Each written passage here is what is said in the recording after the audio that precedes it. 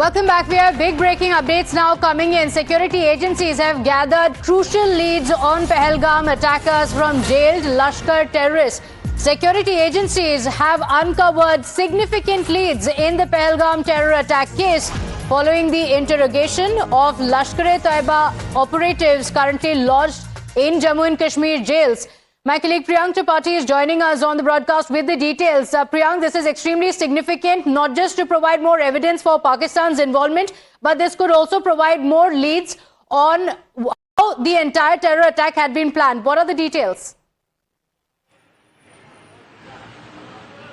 Yes, Sati, much detail has come up after the questioning of the two jailed Lashkar-e-Taiba terrorists have been done by the National Investigating Agency inside the premises of the jail, which is Sati giving a lead that what is the next strategy of the Pakistan's ISI. Over the period of last few years since what we have seen in the 2019 attacks, they have been focus of the Pakistanis to recruit only few of the Lashkar-e-Taiba terrorists who are sent to Pakistan and they are sent back. Logistically also it's very important for them to keep a tab of few of the terrorists and then provide the kind of ration, ammunition while they are hiding in the up the hill.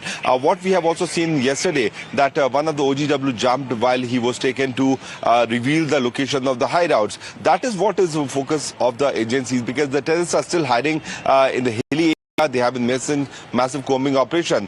Taking the SOP in hand, certainly the operation is taking so much of time. But what we are getting to know that it is just a matter of few hours before these terrorists can be spotted, because the agencies are very close to the location where these terrorists have been running to save their life. One more important factor, what we have got to know, that the terrorists have been given an assigned task by the ISI to target few more the tourist installation as well as a few prominent hotels, which has also come up.